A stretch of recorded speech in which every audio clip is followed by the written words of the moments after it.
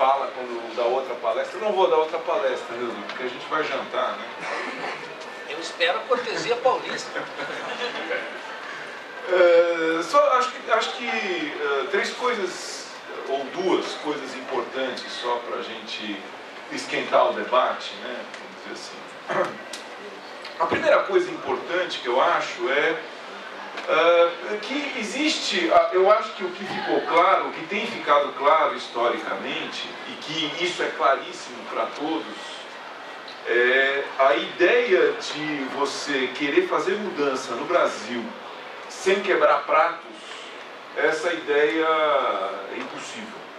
Eu acho que isso é consenso, né? No fundo, o que você chama de petucanismo tem um pouco de eu posso fazer, ou talvez eu consiga fazer alguma mudança social sem mexer nos interesses estruturantes da sociedade brasileira.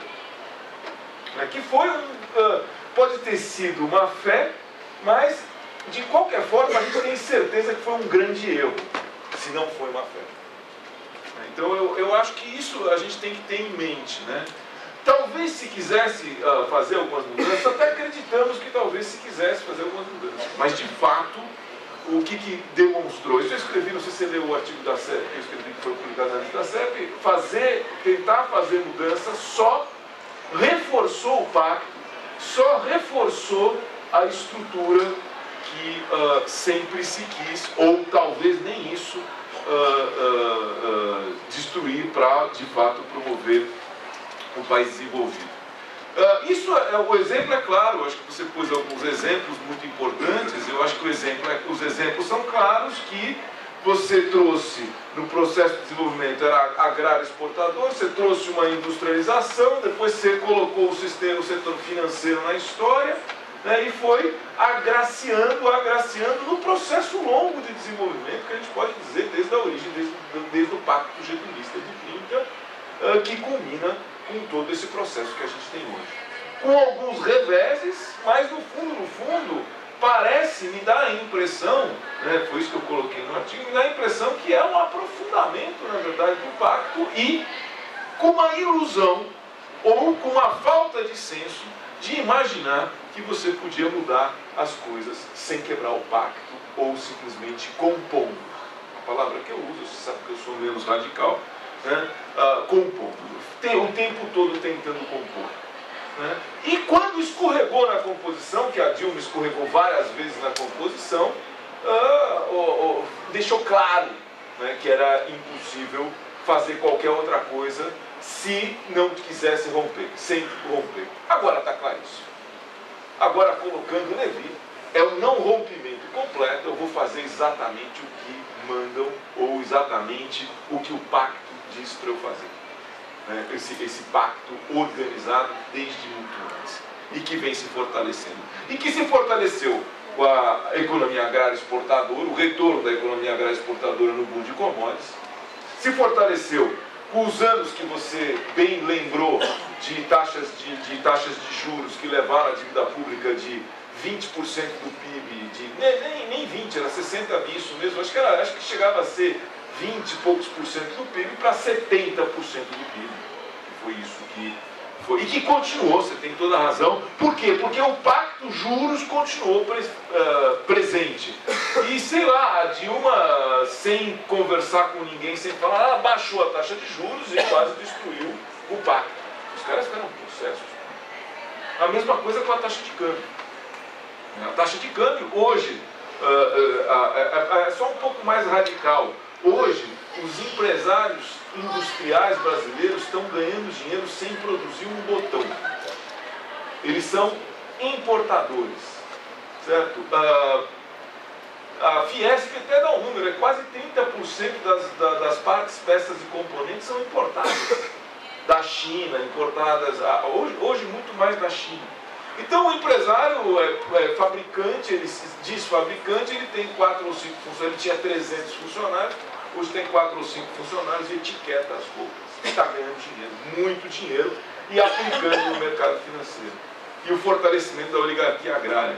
Então, o que aconteceu? Na verdade, por má fé ou por um erro completo de estratégia, sem ver a força histórica que essa estrutura brasileira tem, perdeu tudo. Perdeu tudo. Nem sustentar as universidades vai conseguir fazer. Perdeu tudo. Então, eu acho que, olhando a coisa numa perspectiva assim, mais historicamente longa, né, isso deixa claro, o que eu falei no início, que eu vou falar pouco mesmo, isso deixa claro. Tentar transformar esse país. Você lembra, você falou isso, eu escrevi no meu livro, nunca leram Marx? Né? A Cepal lá nunca leu Marx, nunca tinha lido o Teoria do Imperialismo, tinha entendido mais ou menos, mas o Marx, mesmo para a estrutura, a forma do capital, a forma de acumulação e a forma como o Brasil se inseriu ou se subordinou no concerto, né? No concerto internacional, foi uma falta de conhecimento completo da complexidade do processo de acumulação de capital, da complexidade do mundo, mas seguindo, conservando desde o início os interesses, primeiro da oligarquia cafeeira, açucareira, depois acoplando a indústria e depois acoplando o sistema financeiro. Então, no processo histórico, né, que vem até hoje. Então, aí só fortaleceu, essa história só fortaleceu essa estrutura, só tornou essa estrutura muito mais difícil de ser rompida, e uma coisa agora a gente tem certeza, que não dá para conversar. Não dá para fazer pacto. Não dá para, de uma certa forma, querer mudar esse país conversando, fazendo pacto ou, vamos dizer assim, contemporizando. Isso é a primeira coisa que eu queria falar que é importante, que eu acho que é importante. E acho que agora, até se alguém tinha alguma ilusão, o PT e a própria Dilma resolveram entregar tudo e ir para casa. É mais ou menos o que está acontecendo. Se eles tinham alguma hipótese. Talvez tenha simplesmente o quê? Uma estratégia de poder, que é pior ainda. Que é simplesmente, olha, não, tá bom, a gente faz o pacto, faz o que vocês querem, como o Lula fez durante o período dele, taxa de câmbio valorizada e taxa de juros elevada. A gente aceita o pacto, vamos deixar assim, depois a gente ganha a eleição em 2018. Não, perdeu. Não tem jeito, o pacto está desfeito, está tudo rompido, então está completamente. Se é essa ilusão, se mesmo a ilusão é uma ilusão de poder, é uma ilusão que está perdida pela quantidade de bobagens que fez, se algum dia teve alguma boa intenção, se você não tem completa razão de que na verdade nunca teve boa intenção, foi sempre simplesmente participar do pacto. A segunda coisa importante, que daí como ex-presidente da ANGE, que eu acho super importante de falar nessa casa, daí é a importância da gente ir buscar o debate, ler os clássicos, ler os originais, é conversar com aqueles que construíram as ideias a partir do debate. Ler os manuais é ler verdades prontas sem debate. Se a gente quiser fazer, de fato, a gente faz isso aqui na PUC, isso é assim, ler todos os clássicos, né? Se a gente quiser fazer, ter capacidade de pensar, a gente tem que conversar com quem estava pensando. Conversar com quem entrega pensamento pronto não é conversar, é aprender, simplesmente. E nunca fazer pensamento crítico. Então, essa é uma coisa muito importante, é uma coisa que a gente aqui na PUC preserva, plural, ainda mais plural, fazendo um debate plural, né, a partir da leitura dos clássicos, simplesmente não porque são clássicos, simplesmente porque eles, quando escreveram justificando, explicando, contrapondo, ponto por ponto. Ou seja, a gente entende a ontologia do raciocínio, a lógica construtiva do raciocínio. E a gente só consegue debater criticamente os raciocínios a partir da sua lógica construtiva, nunca a partir das verdades. Então, eu acho que esse é o ponto fundamental. E para a gente entender Brasil, para a gente entender economia, para a gente entender essas relações, a gente precisa de voltar para o pensamento, voltar para quem está pensando, para voltar para os argumentos de quem pensou isso ou de quem pensou aquilo, e nunca acreditar em braços prontos. Os clássicos fizeram isso, e por isso que os clássicos têm que ser lidos, e neste momento voltar a ler os clássicos é fundamental. Acho que é só isso que eu queria dizer. Vamos abrir o debate, a Camila que vai conduzir.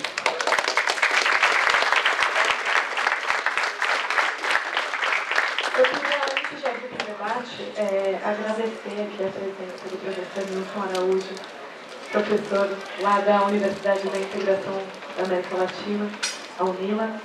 Agradecer também a presença do pessoal da UNES, né, na pessoa do Marcos Cauê, presidente da entidade, e também os redatores do Jornal Hora do Povo, que estão aqui, e editores também. Quem quiser fazer inscrição, só... Sérgio. Já pode vir, Sérgio.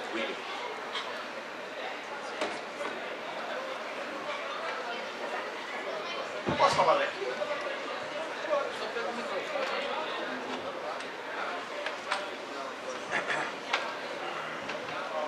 Bom, em primeiro lugar, boa noite, professor Rix, boa noite, professor Rubens, boa noite, Camila, pessoal. Bom, quero dizer que, apesar de ter algumas discordâncias dos ângulos agudos colocados pelo professor, eu não posso deixar de concordar com a situação em que nós vivemos hoje. Tá? Mas não posso concordar com não termos tido avanços.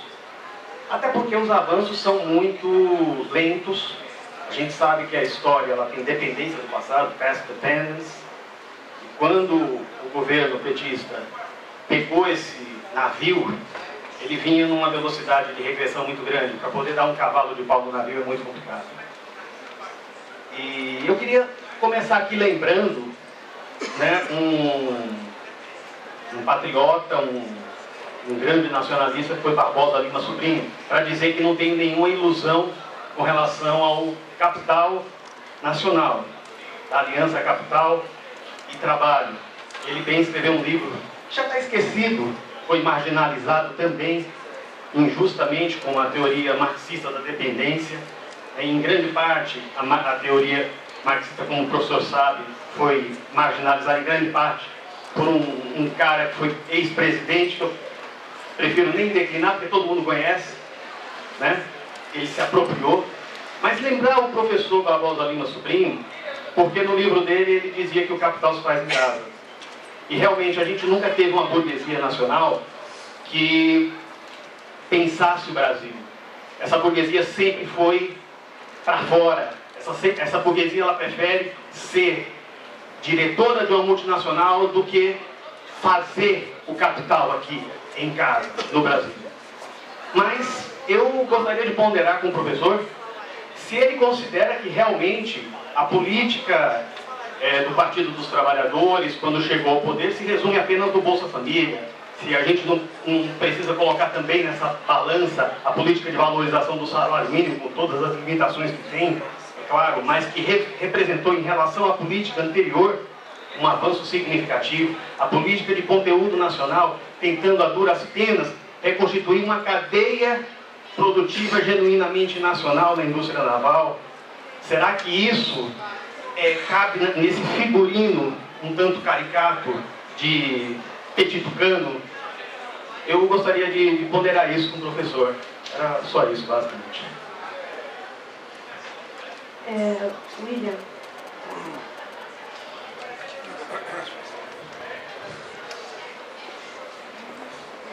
Olá, boa noite, professor. Primeiramente, eu gostaria de parabenizá-lo por esse fervor militante com o qual o senhor se dedica à difusão necessária da teoria da dependência. E eu tenho duas perguntas. A primeira eu gostaria que o senhor dissertasse um pouco sobre a importância do André Gunder Frank para o desenvolvimento da teoria da dependência. E a outra pergunta é: qual a importância do conceito de subimperialismo na definição do caráter do modelo, desse modelo de desenvolvimento das economias periféricas? E me parece que a gente tem na luta militante uma interpretação hoje que parece que ficou bastante confusa, sobretudo quando a gente tenta entender esse caráter anti-imperialista de diversos movimentos organizados da periferia, né, que me parece hoje, em grande medida, se esgotar no desejo de, meio constrangido, de ter uma burguesia para chamar só de suas. Então eu queria que você explicasse isso, né, a importância desse conceito do subimperialismo e como que ele pode definir uma interpretação que nos acene um caminho necessário para uma luta emancipatória e tal, e de ruptura. Professor Lúcio.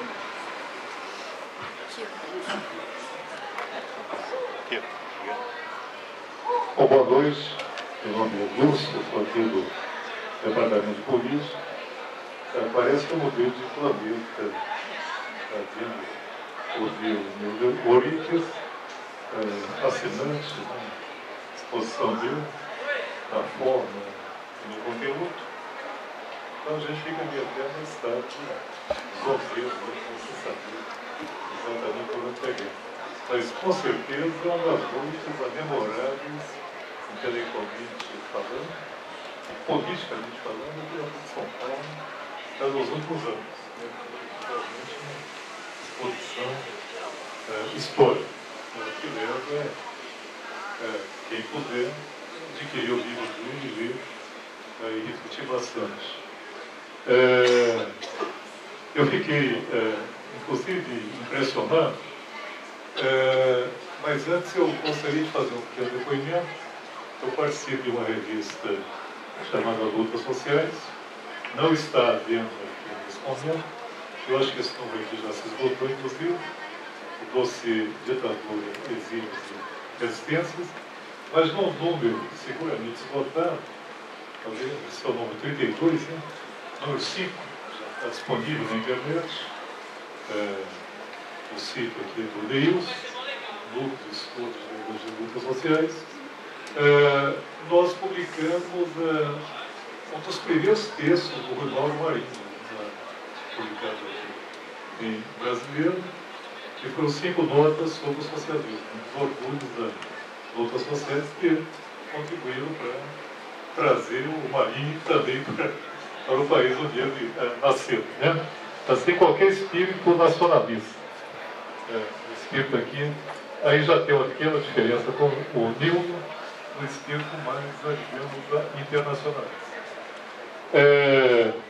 O que mais me impressionou, né, e minha abordagem, vou tentar fazer uma abordagem crítica, é o que o Nildo falou de interessante, todo mundo percebeu, e eu vou tentar localizar.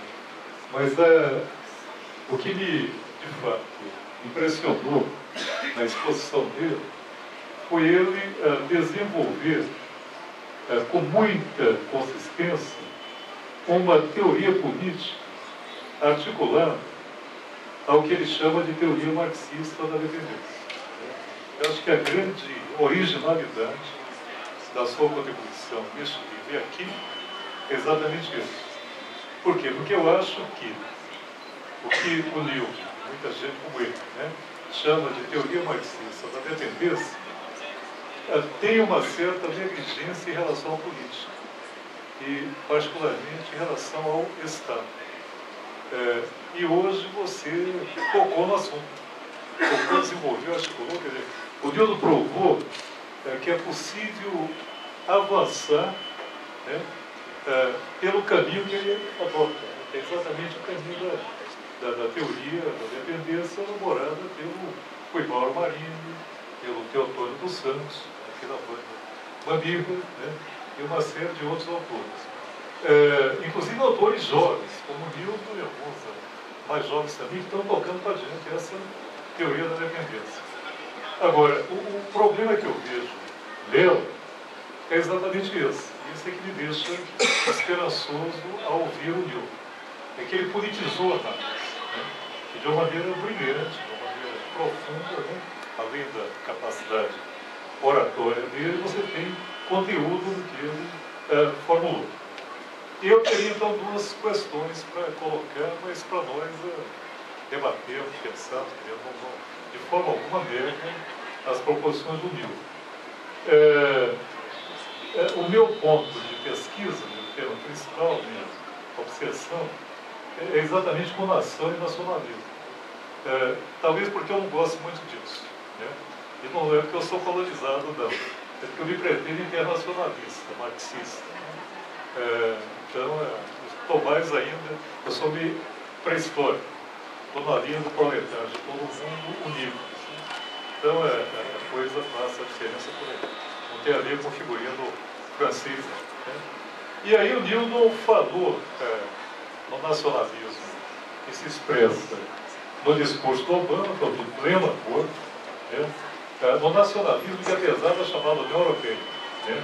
É muito forte na Europa ocidental, também nos Estados imperialistas, tipo a Alemanha, também estou plenamente de acordo, e que é necessário um pensamento e uma política, se eu entendi, nacionalista aqui no Brasil. Aí é que fica a minha dúvida, né? Ou seja, o meu receio é que o que houve de desenvolvimento capitalista no Brasil tenha sido desenvolvimento capitalista, tenha se legitimado ideologicamente em algum tipo de nacionalismo, mas não tenha sido anti-imperialista.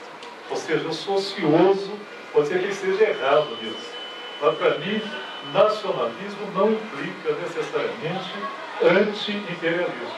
Ou seja, o problema do varguismo no Brasil, e isso valendo vargas, no período 30 a 64, e o auge para mim foi os anos JK, 56 a 61, é que houve uma extraordinária articulação do nacionalismo com a independência.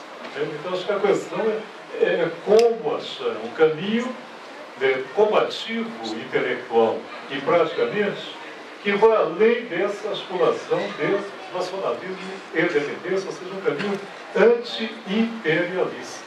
Ou seja, há, para mim, uma diferença entre nacionalismo e anti-imperialismo. Ponto 1. Ponto 2, bem rapidamente. Também eu acho que merece uma grande reflexão nossa, porque não se trata apenas de um caso brasileiro. Em geral, as burguesias industriais, e que muitas vezes atuam como burguesias nacionais, não são muito revolucionárias. Quer dizer, não foi assim na Alemanha, não foi assim no Japão, né? Em geral, o Estado ele tem um papel, digamos assim, fundamental em processo de revolução burguesa. Não é um caso só brasileiro. Agora, o caso brasileiro é flagrante, né? A burguesia brasileira, ela colhe as castanhas, né, que a burocracia do Estado, né, prepara, faz a fogueira, etc. Então, que o Nildo desenvolvesse um pouco mais essa relação, né, que se estabeleceria entre burguesia e o projeto nacional. O meu receio, ou a minha esperança, é que um projeto nacional, com potencial anti-imperialista, ele tenha sido, por exemplo, nos anos 61, 64, portado pelas classes populares aqui no Brasil. A burguesia fugiu. O nacionalismo estava uma beleza nos anos JK, quando o povo está um tanto à margem. Quando entra, a burguesia sai. E que esse fenômeno tenda a se repetir no caso do Brasil também. Desculpe a prolixidade, mas é que, como o Nildo, tendo falado o que ele falou, é impossível ficar indiferente. Ele está de parabéns e nós também estamos aqui. Sérgio Cruz.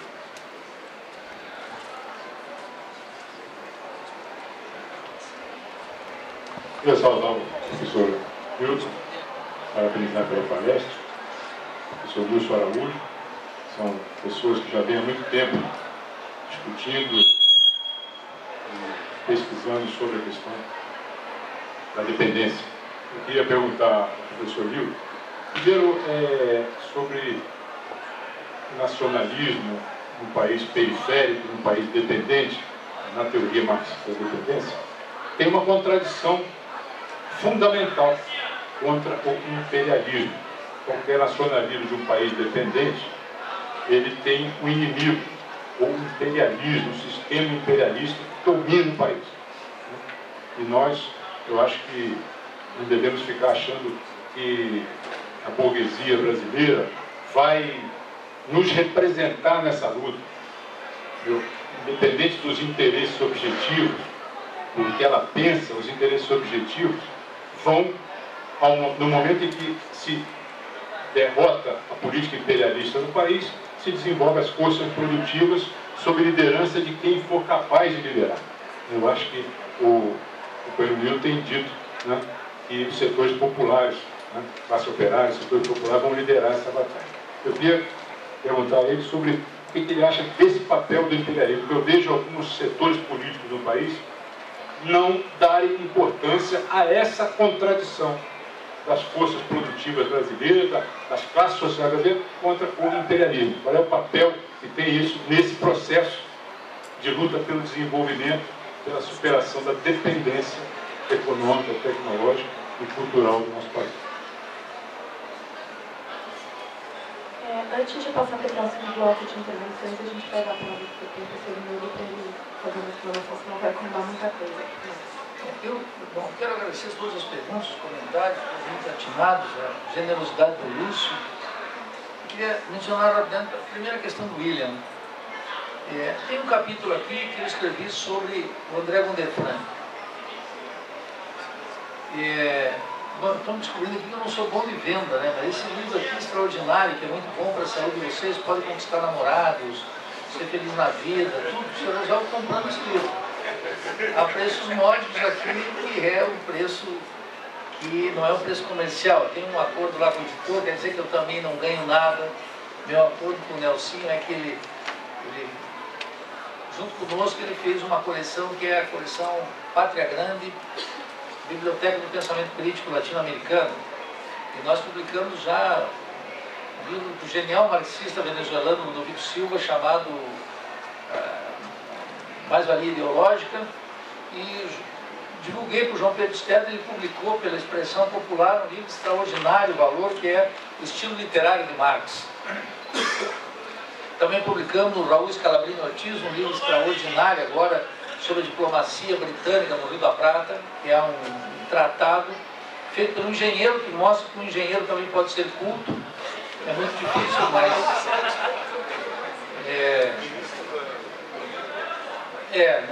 não dá, mas pode ser culto. E, claro, publicamos o Rui Mauro, a Vânia Monguira, e agora vai sair o Processo de Dominação Política no Equador, do Agustín Cueva, que é um tratado sobre o Equador muito importante. E também o livro extraordinário do Alberto Guerreiro Ramos, Mito e Verdade da Revolução Brasileira. Então, William, eu queria dizer aqui que eu tive a felicidade de conhecer e tratar o André Gondefrank. Ele foi fundamental, porque o André Gondefrank foi formado na Universidade de Chicago.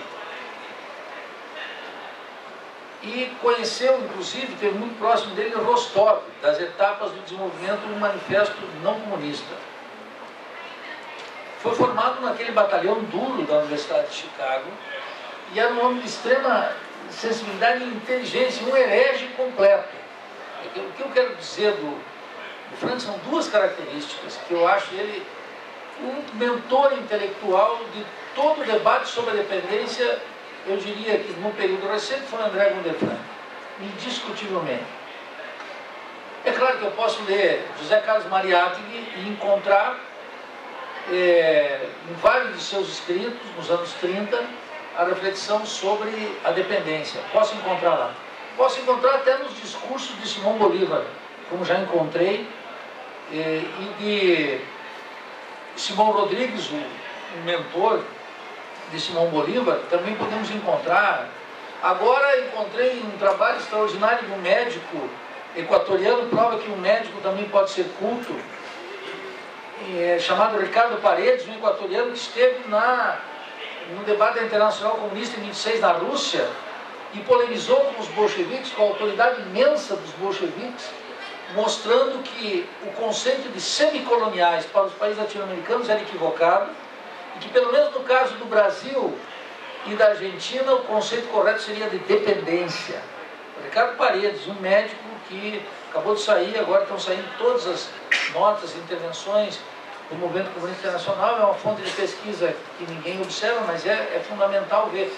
Encontrei na Argentina um sujeito chamado Milciades Penha, extraordinário, também marxista, que esteve no Partido Comunista, saiu, se meteu no trotskismo, também saiu, e escreveu um tratado genial que é a História do Povo Argentino, que é um livro maravilhoso, ganhou uma nova edição lá agora, e ele já trabalhava em 1957 o tema da dependência de maneira muito clara, analisando inclusive o caso da Espanha e Portugal. Nilson, uma contribuição notável, quer dizer, ainda nos falta fazer uma verdadeira história do pensamento crítico latino-americano que está por ser feita, que é tamanho eurocentrismo que as pessoas não se dedicam a isso. Então, quando eu vou garimpando no Equador, na Argentina, em tudo quanto é canto, tu vai encontrando que está faltando uma grande síntese do pensamento, que não pode ser feito com Spinoza, que tem que ser feito conosco, que nós vamos ter que fazer aqui. Esse é o ponto. Mas enquanto não subverter esses programas de doutorado, mestrado completamente, isso não vai sair. Olha, também se fizer ali, a gente vai ter que desconfiar, porque é um academicismo muito complicado. Mas os alunos estão livres para fazer isso. Essa tarefa é uma tarefa que está inconclusa, é fundamental. Até quem for pós-graduação pode também fazer, ainda que o ambiente não seja muito simples. Então, quer dizer, o Frank foi fundamental, porque ele vindo aqui, a primeira coisa que ele quebrou foi o mito do feudalismo na agricultura brasileira. Esse foi o primeiro problema que ele atacou aqui. E foi uma briga fundamental com o marxismo brasileiro, hegemonizado pelo Partido Comunista Brasileiro. Então, o Frank era um herege por excelência. Como tinha lido Marx muito bem, conhecia todo o pensamento neoclássico e era um atento historiador. Isso é uma virtude fundamental. É tão historiador que o último livro dele, que chama Reorient, é uma análise extraordinária da economia mundial, mostrando para ele que o capitalismo já existia há mais de 5.000 anos, o que já mostra a loucura e genialidade do Frank. Todo mundo diz, o Frank era um sujeito que sacava onde estavam as coisas e dizia, só que ele não era, digamos, um artesão das categorias.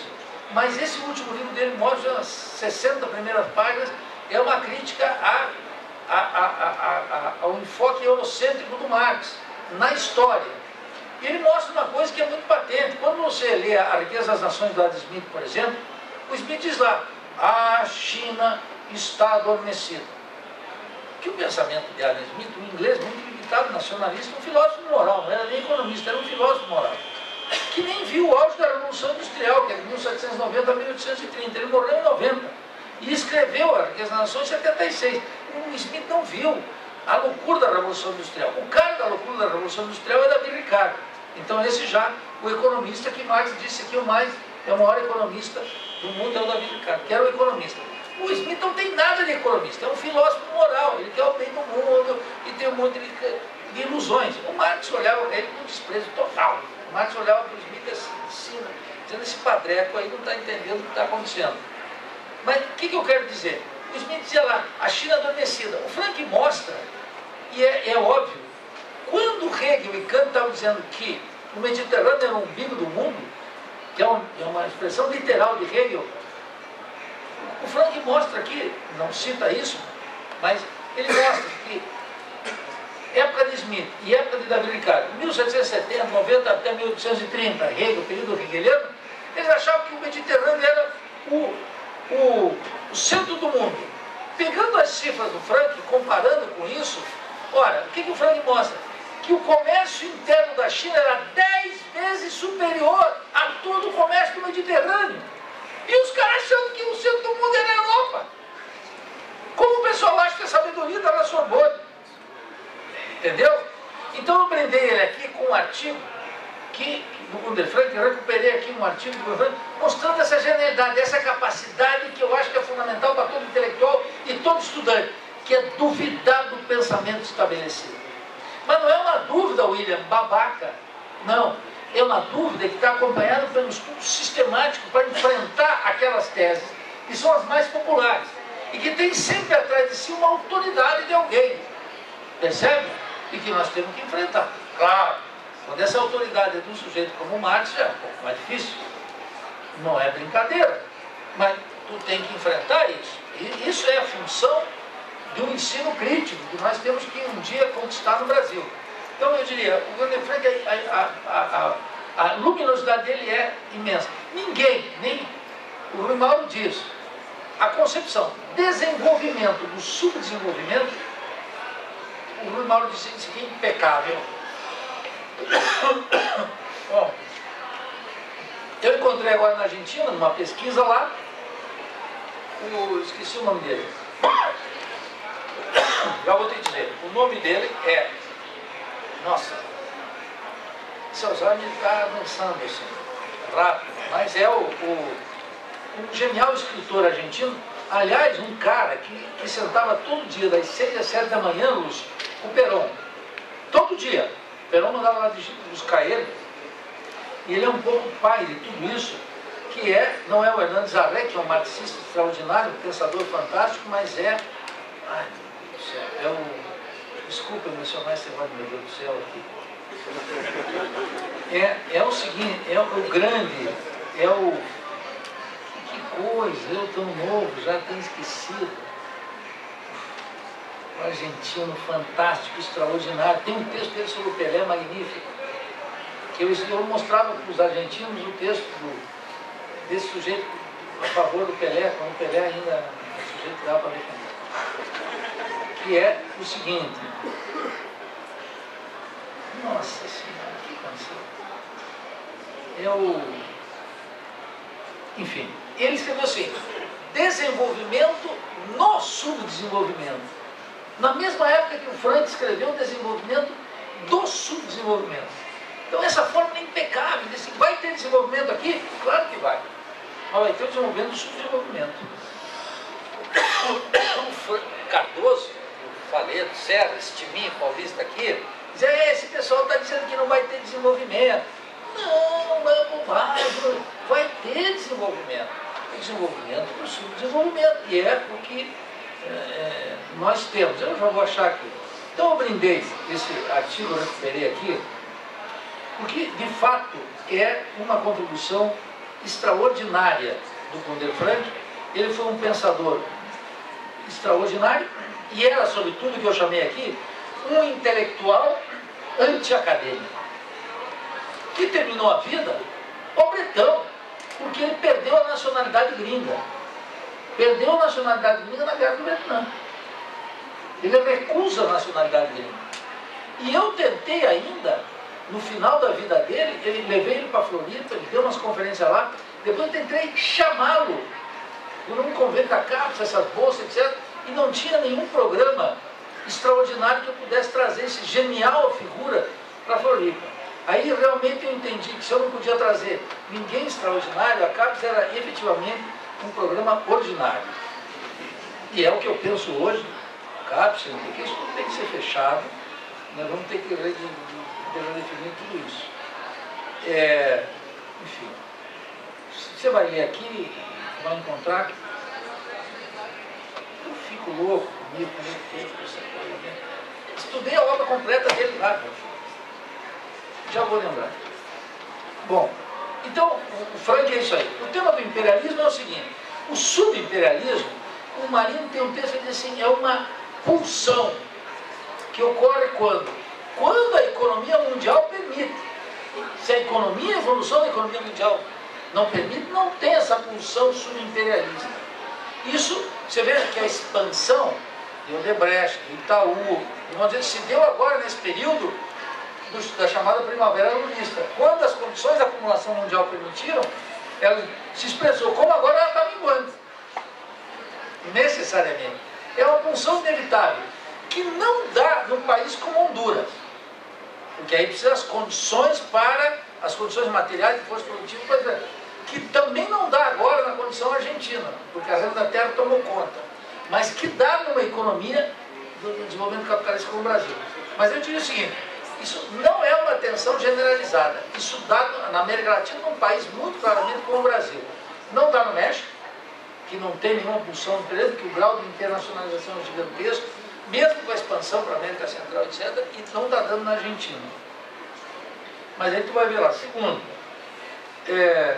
Lúcio, eu queria te agradecer um comentário generoso sobre a minha observação, para dizer o seguinte, que tem a ver com o que o Sérgio também mencionou aqui. Eu valorizo, quero dizer o seguinte, a Revolução Cubana não existe sem o nacionalismo cubano. A Revolução Chinesa não existe sem o nacionalismo chinês. Primeiro, o nacionalismo, ele é fundamental, eu diria. Eu quero dizer o seguinte, quando eu escrevi esse livro aqui, discutindo com o Valdir Rampinelli, que é um historiador lá de Santa Catarina, eu descobri, não por desconhecer o Lúcio. O Lúcio tem um livro sobre o nacionalismo. O Valdir Rampinelli me emprestou esse livro. E agora eu vou me atracar nesse livro. Eu quero pegar o seu Lúcio Flávio. É um livro que trata isso, e eu já dei uma olhada, a raiz de Marx e do Capital. Trabalhos dessa natureza, de crítica ao nacionalismo, eu não conheço outro. Não sei se tem, Lúcio. Porque a sociologia paulista se dedicou a escrachar com o nacionalismo. Veja um texto miserável como o do Verfort, o populismo na política brasileira. É um texto miserável. É um texto que goza de um prestígio, que ali o que está sugerido, charmosamente, artreiramente, é a ideia de resolver a questão nacional de um ponto de vista classista. Na verdade, é impugnar a questão nacional o tempo inteiro. Pode pegar aquele texto, pode pegar outro. Nem o Ottaviani conseguiu escapar muito dessa tendência naquele livro Colapso do Populismo no Brasil.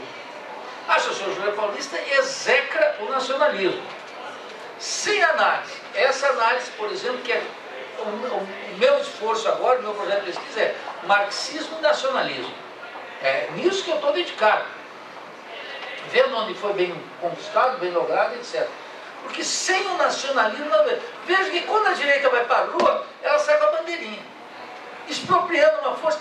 Se tu chegar na marcha do dia 15 e dizer assim, tá bom, leva a sério a bandeira e o nacionalismo. Vamos tirar os bancos daqui, as multinacionais, etc. Eles te enforcam. Agora, se tu também for na bandeira do dia 13, que só tem uns vermelhos lá, e disser, vamos acabar com o imperialismo, também não querem. Vamos adotar Marx aqui. A maioria não quer ser marxista lá na marcha. Por isso que eu digo, a briga das cores só começou. Os vermelhinhos saíram no dia 13 e não gostam de Marx. E os nacionalistas que saíram com a bandeira lá, odeiam a posição nacionalista. Porque é assim que está. Então, o que eu queria mencionar é o seguinte, observe o seguinte, metodologicamente, Lúcio, a lei do valor funciona em escala mundial. Ela tem que anular a interferência, o falseamento da lei do valor pela ação estatal. O que faz o nacionalismo? O nacionalismo breca, impede esse funcionamento livre da lei do valor em escala mundial. Aí já está colocado metodologicamente como enfrentamos o nacionalismo. Tem o nacionalismo reacionário? É o que mais tem. Tem o nacionalismo revolucionário? Também tem. Apareceu em Cuba, apareceu na China, apareceu no Brasil. Quer dizer, nós não estamos... João Goulart caiu, eu diria nesse sentido, caiu mais pelos seus méritos do que pelos seus... Claro que caiu pelos seus méritos, pelas limitações da estratégia nacional reformista de João Goulart, nos marcos daquele governo. Mas é claro que tocou no problema da remessa de lucros, tocou no problema da reforma urbana, da lei dos trabalhadores, etc., que a burguesia não podia tolerar. Esse nacionalismo caiu por insuficiente. Foi insuficientemente nacionalista. Quando a gente estuda a Revolução Cubana, eu tive um grande historiador, o professor Marcos Guinacur, ele deu uma pista extraordinária. A pista foi o seguinte, a Revolução Cubana não tinha nada de comunismo no governo, a gente sabe. Ela se declarou seu caráter socialista em 62. No começo, e lá em Cuba, muitas vezes, discutindo com os intelectuais cubanos, descobri a extraordinária aporte nacionalista que tinha nos grupos revolucionários antes, inclusive no 26 de julho. Eram muito mais nacionalistas do que marxistas. O processo cubano é que exigiu deles uma definição em termos socialistas, mas originalmente não era.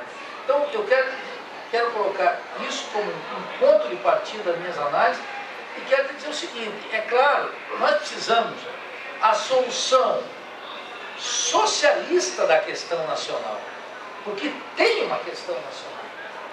Percebe? Observe, por exemplo, a questão nacional. Nós estamos submetidos a uma indústria cultural que é um absurdo. Nós precisamos ter uma solução socialista para a questão nacional. Como precisamos ter uma resposta nacional, o que vai ser a Revolução Brasileira, do socialismo.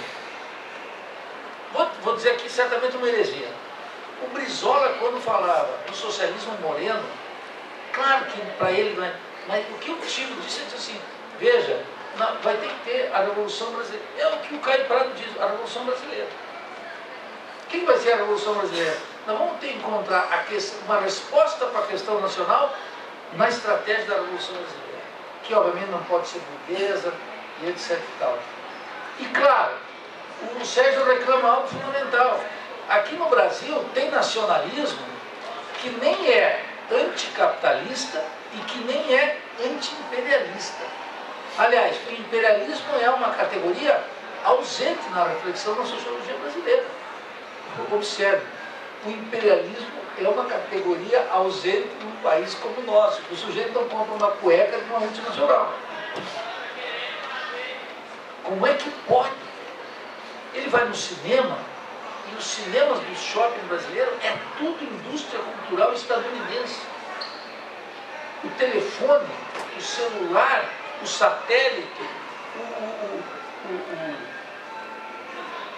o processador dos computadores Intel, é tudo multinacional, tudo! E ele não se dá conta. Então, o que tu quiser, pode fazer a lista.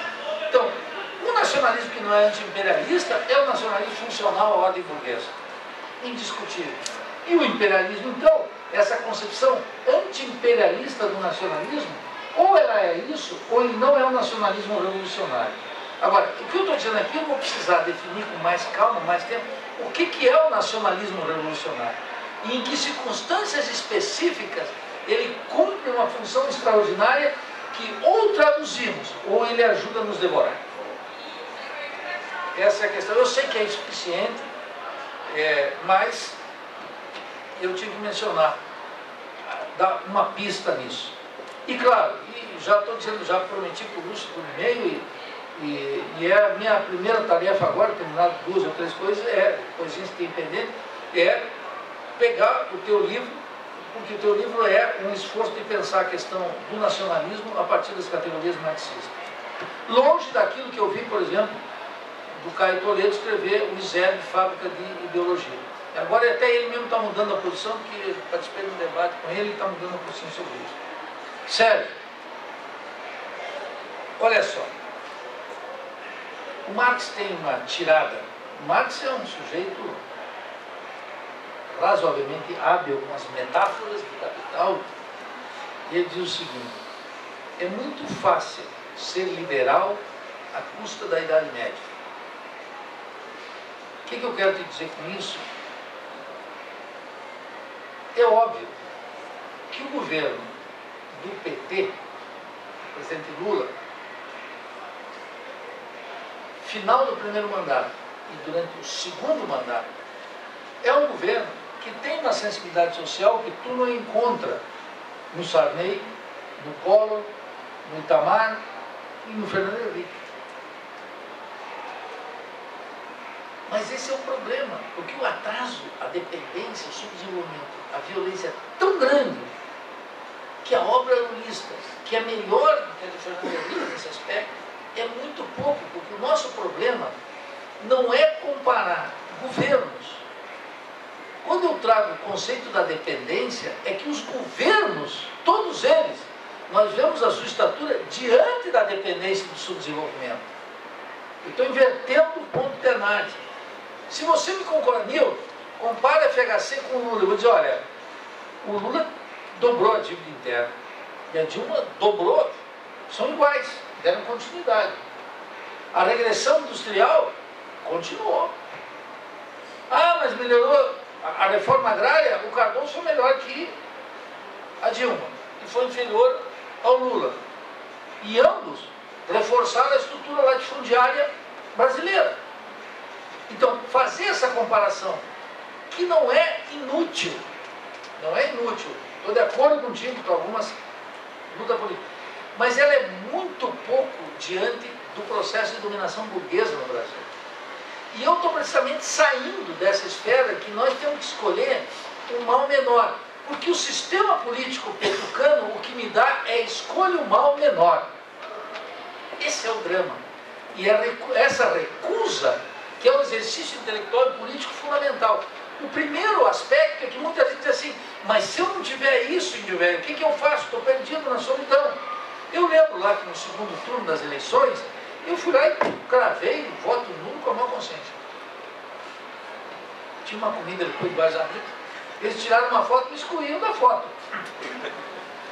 Bom, foi melhor do que a Marina que cravou essa mesmo. Não, mas aí nem me compare com o período fisiocrata. Então, com essa, é um horror. Foi melhor do que o Donald Campos, que estava lá. O que eu quero dizer é o seguinte, é que aquela solidão da foto que eu passei, 6 meses depois, eu já estava sendo visto como um visionário. Percebe? E eles estavam todos se justificando. O que eu quero te dizer com isso é que é o seguinte. O sistema petucano nos dá essas opções. Agora chegou o momento da recusa. A recusa não é uma política fácil. O primeiro momento nosso é pensar que a gente está em absoluta solidão. Eu disse nem eleitoralmente, porque quando eu fiquei em solidão, depois abri as urnas, eu tinha 38 milhões comigo. E eu cheguei lá e disse assim, quanto? 38 milhões? Quase que mandei eles para fora da minha casa, porque a festa era na minha casa, inclusive eu estava isolado dentro da minha casa. Naquela euforia de uísque que mataram o Aécio, não sei o quê. Isso é ridículo. Eu bebi bastante, não é comemorando, é porque era tragédia. Então, eu quero te recordar com isso essa questão. Segundo, o tema do conteúdo nacional não te entrega. Vamos pensar o seguinte. Quando se discutiu, vamos pegar só o pré-sal. Quando se discutiu o pré-sal, quando estava se elaborando isso, o preço do petróleo estava nas alturas. Os cálculos, desde Hildo Sauer, a todo mundo que trabalhou isso, Fernando Siqueira, no Rio de Janeiro, da Associação de Engenheiros da Petrobras, etc., é o seguinte, foi uma renúncia gigantesca. Um projeto trilionário, entregue por alguns bilhões num regime de partilha, nocivo ao Estado brasileiro. Nocivo ao Estado brasileiro. Agora, os caras dizem, bom, mas agora o preço do petróleo caiu. Veja como é volátil. As ações da Petrobras estavam 8. Eu dizia para os meus alunos, quando eles estavam aquele negócio de corrupção, eu dizia, tem que comprar ações. Tem que comprar ações da Petrobras. Quanto mais cair, mais eu compro. Eu não posso fazer porque eu não tenho dinheiro. Então eu recomendo para os alunos uma coisa que eu não posso fazer, eu estou impedido. Agora já está em 16. Se eu tivesse investido R$1 milhão a 8, que tal, meu velho? E vai crescer mais, e vai continuar. Mas não é porque chegou o cara do Banco do Brasil, que agora está sendo limpo da corrupção. É porque é assim. Quem acompanha o mercado de ações, etc., vai ver isso. Sobe e baixa, especulação, joga para baixo. Isso é um business, é assim. Né? Então, o que eu estou dizendo é assim, só no pré-sal, no famoso regime de partilha, não é? Que eu quero preservar isso e tal, foi do entreguismo completo. Por que a Petrobras não podia fazer tudo sozinho, tal como fez a PDVSA na Venezuela? Por que não pode? Aí eu disse lá, um cara falou assim, Nildo, eu queria que você me desse uma solução, desde que não fosse a regulação da lei da gravidade, o negócio da taxa de juros. E eu respondi para ele, não, o que eu quero aqui no Brasil é aplicar a lei da gravidade. Porque a taxa de juros caiu no mundo inteiro, menos aqui. É aqui que não está vigente a lei da gravidade. Eu quero devolver a lei da gravidade para cá. Por que não pode baixar essa porra da taxa de juros? Pode! Vai ter que enfrentar o capital financeiro. E vou te dizer, a Lena Maria Paulina me confessou uma coisa, que ela era da equipe de transição, e os banqueiros pensavam que iam ter que entregar os anéis. Chegaram lá, o Lula deu tudo. É assim, meu velho. É assim que funciona o negócio. Então, o que eu quero dizer assim, não sendo nisso, nada aí. O grau de desnacionalização do Plano Real, conduzido por Fernando Henrique Cardoso, pelo presidente Lula, pela presidente Dilma, é ofensivo e caminha passos largos em tudo. Não há um enfrentamento. Eu quero dizer, esse manteiga, nem política, não é política anticíclica, nada. Subsídios, não é política anticíclica. Nunca foi. O keynesiano devia dizer assim: eu quero condená-los ao fogo do inferno. Desculpe dizer essa metáfora nessa casa. Mas é o que é. É porque o keynesianismo nosso também é muito débil. Se fosse o keynesianismo de Keynes, ele enfrentava esse manteiga, mandava calar a boca. Se tu não está fazendo, não faça nada, não diga o nosso santo nome em vão. Para usar aqui uma coisa que todo mundo conhece, que não é do meu agrado, mas eu uso para poder me comunicar com vocês. Então, não foi. E o salário diz o seguinte: quando eu dei o dado aqui da composição salarial brasileira, é uma catástrofe. E quero dizer, não é precariato, não é lumpen não sei o que, é superexploração da força de trabalho. Essa é a categoria fundamental. Percebe? Meu amigo Ricardinho Antunes não utiliza adequadamente. O Rui Braga não utiliza a categoria.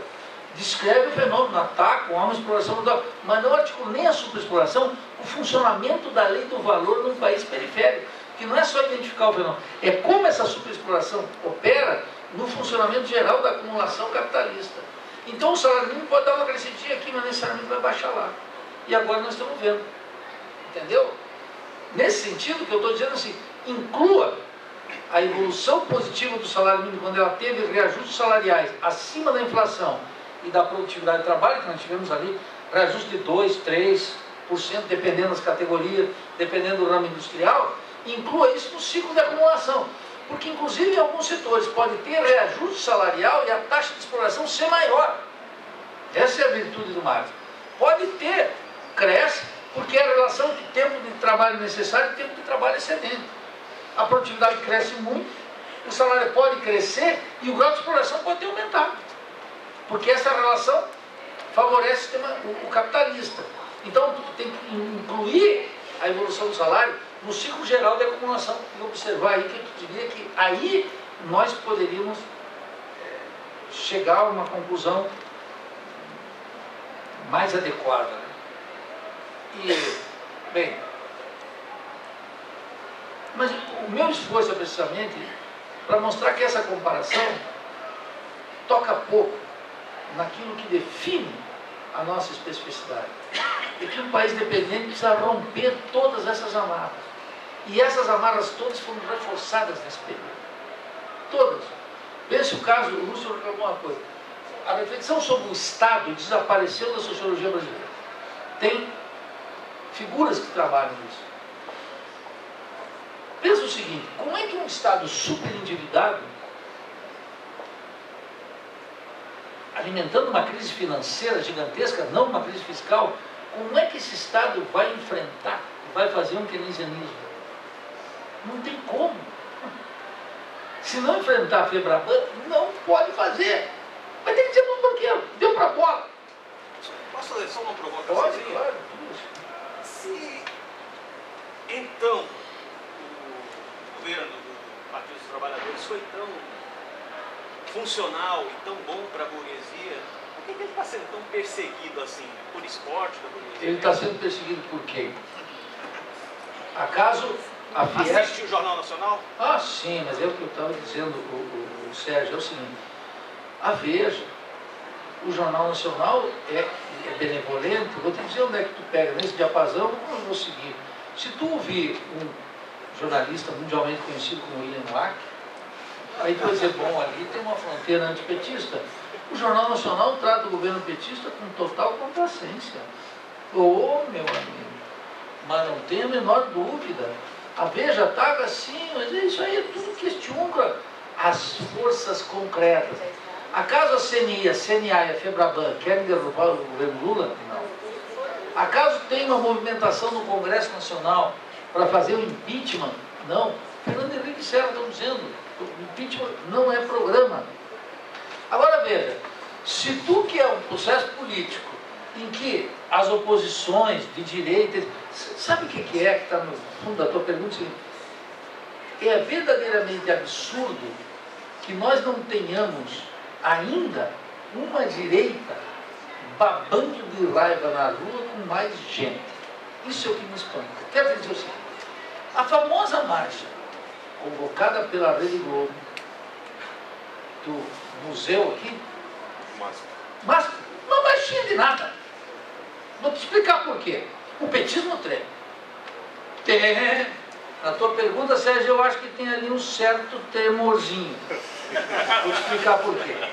A burguesia viu, a Rede Globo viu e disse assim: Nordeste brasileiro, não tinha ninguém nas praças. Norte, ninguém. Rio de Janeiro, 10 mil pessoas no Rio de Janeiro. Nada. Sabe o que é nada? Uma manifestação convocada, marcada. Aí começou a Globo, pela televisão, convocar a partir das 10 da manhã. Chegou às 3 da tarde, tinha segunda-feira 210 mil pessoas. Nada, meu caro, porque se a televisão convocar, decidir convocar, ela teria que colocar milhões e não colocou. Tu achou pouco? Pouquíssimo. A cobertura da Globo News Pode, o dia inteiro eu vi a mesma coisa que tu viu lá em Floripa, passa incrivelmente a mesma coisa que passa aqui. Igual, não altera nada. O que aconteceu? Tem isso, depois tem o Jô defendendo a Dilma, esse joguinho vai ficar. Não está aí a referência. A referência está a ouvir CNI, CNA, FEBRABAN, Fiesp, os caciques da política. Claro, escuta, eu vou ter que te chamar na política, eu tenho que te chamar de ridículo, feio e burro. E tu vai me acreditar também. Mas ninguém vai se matar, meu velho. Entendeu? Política tem que ter isso. Então, isso vem lá um raivoso e pede impeachment. O Caiado. O Caiado pede impeachment. E no Ministério está a presidente da Confederação Nacional da Agricultura. O ministro da Agricultura é a presidente da CNA. Entraram pela cota que o petismo já apoiou lá na origem, ela como senadora. E a Dilma desculpa, a intimidade, a presidente Dilma é madrinha do casamento da mulher. É da cota pessoal. Então o Caiado fica lá, enlouquecido no Congresso. Mas a presidente da Confederação Nacional da Agricultura está no Ministério, é o governo deles. Essa é a diferença. Então, quando a gente valoriza classes sociais na análise, tem que estar vendo isso. Entendeu?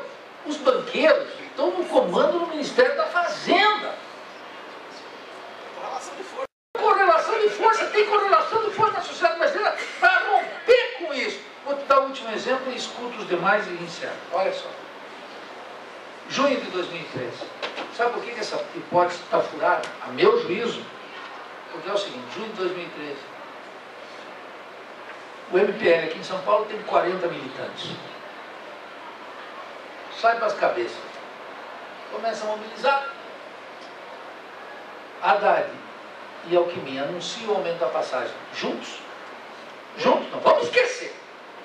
Juntinhos. O prefeito que armou essa fala hoje na Tuca aqui para me boicotar aqui. Isso é uma articulação do palácio. Bom, nada no mundo da política ocorre por acaso. Chamou, vai lá, toca o bloco na rua. Começa a movimentação, a polícia, a delicadeza da rota, tudo isso contribui. Milhares saem às ruas. Começa a sair em tudo quanto é lugar. O MPL tem 40 militantes em São Paulo. Capitaliza um descontentamento social gigantesco, que é a expressão de uma correlação de forças que não encontra tradução no mundo partidário, mas que encontra tradução política, que é muito mais importante. Mobiliza milhões, paralisa a classe política. Vou usar o conceito liberal aqui, Lúcio, que a gente sabe que não tem classe política, mas o establishment todo não sabe o que fazer. O patético Arnaldo Jabor sai dando pau. 3 dias depois sai dizendo... 2 dias depois... Não, 2 dias depois volta atrás e começa a falar de cidadania. Aí pinta um acordo, a massa sai. A massa queria matar tudo, era uma espécie argentina de que se vaiam todos, o que é uma coisa magnífica, não acho ruim não. Queria matar até os de vermelho. Não, eu fui de vermelho na Paulista. mas aí, não, para aí. Eu vou te dizer, de jeito que alguns falam em nome do vermelho, merece morrer mesmo.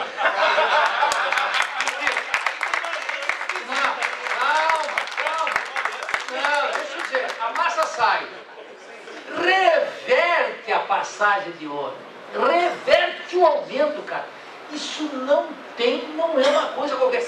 Reverteu o aumento, impôs uma derrota que o Estado tinha, que o município, o governo do Estado.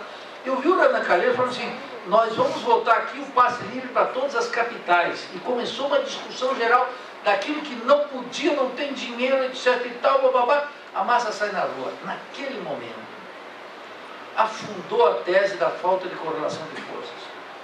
Uma presidente que tem compromisso, 2 moléculas de compromisso com o movimento popular e com a transformação, devia chamar uma cadeira nacional de rádio e televisão e dizer o seguinte: o país, milhares de jovens que saíram, estão exigindo um comportamento diferente do Congresso Nacional. Olha, o Congresso Nacional está sendo dirigido por 2 figuras que estão em breve se defendendo nos tribunais, que mereceriam estar na cadeia. Então veja, o Congresso Nacional não é um obstáculo para nada, nunca foi um obstáculo para nada no presidencialismo. O petismo começou a adotar a tese do Abrantes, aquele socialismo de quinto, que inventou um parlamentarismo de coalizão, que é o presidencialismo de coalizão, que é estranho. O regime brasileiro é presidencialista. A massa acredita no presidente. Não acredita em base, aliás, você conversa de sociologia de quinta. E foi emprestado de um tucano, que o Abrantes é um sociólogo tucano de péssima qualidade, diga-se de passagem, já que foi formado na USP. Esse é o povo. Então ele formaliza isso. Que presidencialismo de coalizão? Em junho, o que aconteceu? Quando a massa vai para a rua, e a presidente assim, esboça, num acordo que ela fez com o Fernando Henrique Cardoso, antes de falar com o Lula, segundo a declaração do Ricardo Couto, que era o porta-voz, o assessor, ele disse assim, a primeira figura que ela procurou foi o Cardoso para fazer uma constituinte, que depois virou mini-constituinte, depois virou mini-mini, agora é uma reforma política feita pelo Congresso atual. Ela lançou aquilo. O vice-presidente da República disse o quê? Não é função presidencial fazer isso. Caducou a tese do presidencialismo de coalizão. Porque um presidencialismo de coalizão teria o vice-presidente afinado com a presidente e a base aliada iria fazer isso. A Dilma podia ter respondido facilmente assim, não é minha função, mas eu, baseado nas forças vivas da nação e na reivindicação da rua, quero solicitar ao Congresso que faça, convoque uma constituinte. Podia fazer. Não fez. Renunciou ao poder presidencial. Naquele momento as ruas poderiam dizer assim, opa, a presidente veio para o nosso lado. Veio para o nosso lado. O que ela fechou? Fechou um acordo com o Fernando Henrique Cardoso. Fernando Henrique Cardoso deu uma declaração, deu uma entrevista depois, 2 dias depois, fez uma entrevista 3 ou 4 dias depois no Roda Viva. Ela entrou no meio do Jornal Nacional, começou o Jornal Nacional, a Dilma entrou, falou, voltou o Jornal Nacional. E a versão foi o seguinte, existem os vândalos e os cívicos. Primeiro mandamento.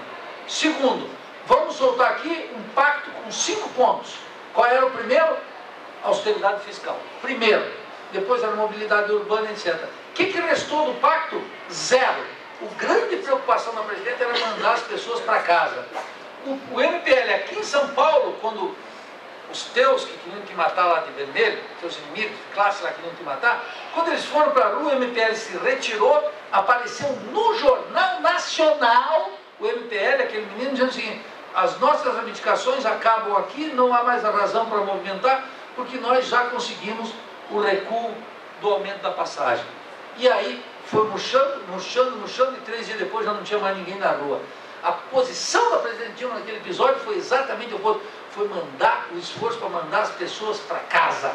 Foi isso que ela fez. Fechou com a Globo, fechou em primeiro lugar com o Fernando Henrique Cardoso, o Lula ficou pé da cara expressou isso através do Ricardo Coxo no blog dele. Eu acompanhei para e passo ali, meu velho. Temperatura aqui, vendo, e tudo sendo sentido aqui em São Paulo. Lá de Floripa, eu estou de olho aqui no que acontece aqui. Entendeu? Foi isso. A Dilma teve uma oportunidade histórica para dizer: mudo a correlação de forças a meu favor, abraço esse movimento. Em cima do quê? Política de transporte. Ia ser muito caro. Lúcio, ia ser caro, ia ser fácil. Mudava isso, pegava a popularidade da rua, recuperava o contato com os movimentos sociais, emparedava um Congresso corrupto e sem moral para fazer nada. Está aí. Os dois presidentes da casa estão sendo processados na prisão Janot e os caras estão me dizendo que o Congresso tem uma correlação de força contra o presidente. Você está louca? Até o Youssef disse na Folha de São Paulo, esse jornal horroroso de vocês aqui, disse o quê? O presidente Dilma não está envolvido em nada. Uma mulher que está limpa, exerce o presidencialismo e não se rende a essa conversa furada de quinta que temos um presidencialismo de coalizão. Como? De onde saiu essa idiotice? De onde saiu essa insanidade? Se não para justificar o petucanismo. Então o petucanismo é: te dou um tapa, pode me dar um tapinha aqui. Te dou outro tapinha, pode me dar um tapinha aqui. E nós ficamos brigando e não tem, o essencial está garantido. Como um simulacro. Não é um simulacro. Quando tem uma simulação, tem um pacto político e tem ideologia em cima. E tem controle. Agora, a CUT e os sindicatos estão começando a discutir o quê? Que esse pacto sobrou para eles. Então o movimento sindical está se ativando de novo. Vai recuperar lentamente, vai sair da consciência ingênua, talvez, para uma consciência crítica, tomara, e vai retomar o seu classismo. Agora, já viu que lá em cima ninguém luta por eles. O que está sendo montado no Congresso, olha só, a Operação Zelote, que é do CARF, a estimativa da Polícia Federal é que tem ali, no começo, a estimativa inicial, 19 bilhões de sonegação. Envolve a RBS lá de Santa Catarina, envolve grandes grupos industriais, grupos financeiros, 19 bilhões. Se tudo que for aprovado no Congresso é o que o Joaquim Levy pensa que vai arrecadar 19 bilhões. 19. Quando aumentou a última taxa de juros 0,5, o custo inicial é que incrementou o gasto em 12 bi. Então quer que eu faça o quê? Eu vou te esperar ali fora para não sair no pau.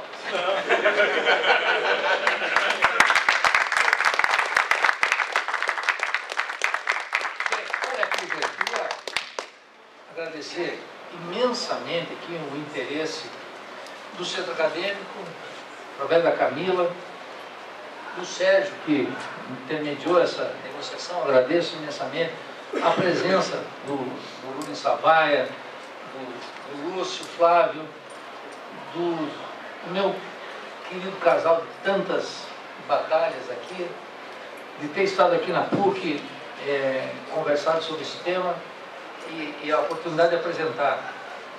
E esse livrinho que é parte dessa, uma reflexão sistemática sobre alguns temas que faz parte do nosso projeto de pesquisa, não só meu, de vários companheiros lá em Santa Catarina, no Instituto de Estudos Latino-Americanos, e que é um convite para a reflexão crítica. É isso. Queria, uma vez mais, obrigado pela atenção que me ouviram.